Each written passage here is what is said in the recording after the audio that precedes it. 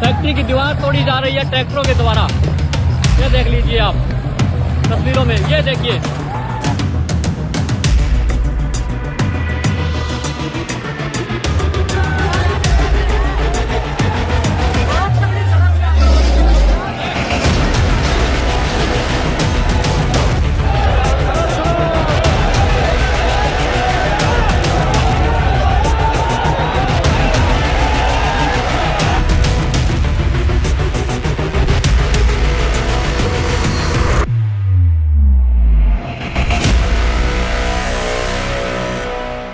राजस्थान के हनुमानगढ़ में इथेनॉल आंदोलन कितना बड़ा हुआ और इस पे लेटेस्ट अपडेट क्या है। राजस्थान के हनुमानगढ़ जिले के राठीखेड़ा और टिब्बी इलाके में इथेनॉल फैक्ट्री को लेकर पिछले 15 महीनों से चल रहा किसान विरोध आंदोलन बुधवार को अचानक हिंसक हो गया था। यह बात हम जानते हैं। और जब पूरे क्षेत्र में तनाव फैल गया तो क्या हुआ। सुबह से ही हजारों किसान महापंचायत में जुटे हुए थे।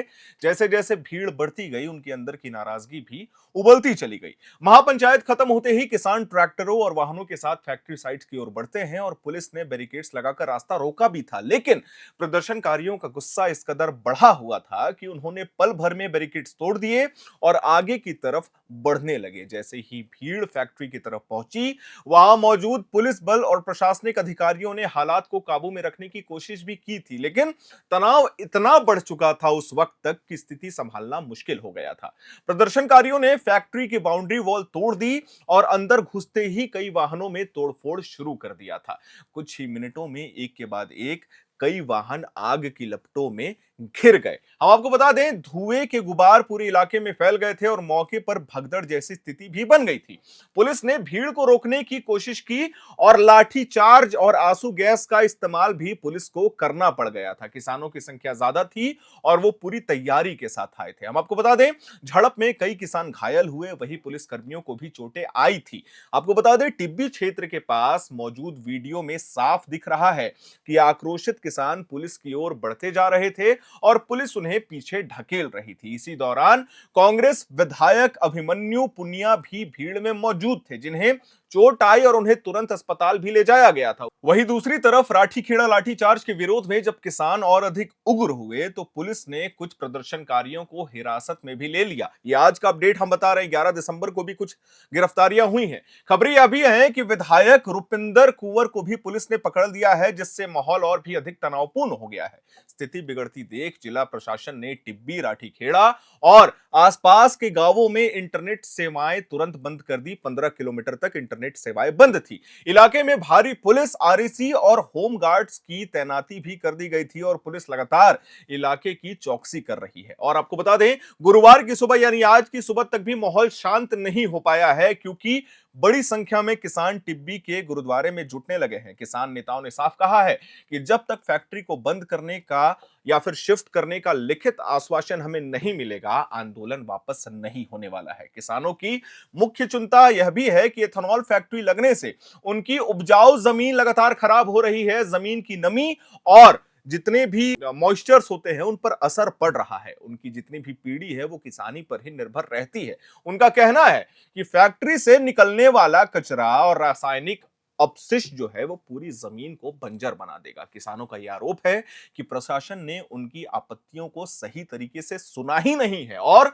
बिना सहमति के यह प्रोजेक्ट आगे बढ़ाया गया। वहीं दूसरी तरफ जिला प्रशासन ने यह दावा किया है कि फैक्ट्री को लेकर 2022 में एमओयू साइन हुआ था, कई विभागों से अनुमति ली गई थी और 2023 में विस्तृत निरीक्षण के बाद ही प्रोजेक्ट को मंजूरी दी गई थी। कलेक्टर का यह भी कहना है कि किसानों के साथ पहले वर्कशॉप कर बातचीत भी की गई थी, लेकिन उन्होंने इसे मानने से इनकार कर दिया। कलेक्टर ने हाल ही हिंसा की निंदा की है और कहा है कि बातचीत से ही समाधान निकल सकता है, ना कि आगजनी और तोड़फोड़ से। हिंसा के बाद भय का माहौल इतना बढ़ गया है कि फैक्ट्री साइट्स के पास रहने वाले करीब 30 परिवारों ने रात भर घर छोड़कर दूसरे जगह पर वो लोग जाकर के शरण लिए हैं। इधर दुकानों, बाजारों और स्कूल कॉलेजों को स्थानीय लोगों ने स्वेच्छा से बंद नहीं किया, लेकिन पुलिस की भारी मौजूदगी के कारण लोग अपने घरों से कम ही बाहर निकल रहे हैं। हम आपको ये बता दें, कई लोग इंटरनेट बंद होने की वजह से भी परेशान हैं, क्योंकि फोन और ऑनलाइन सेवाएं बिल्कुल ही ठप हो गई हैं। आंदोलन में राजनीतिक रंग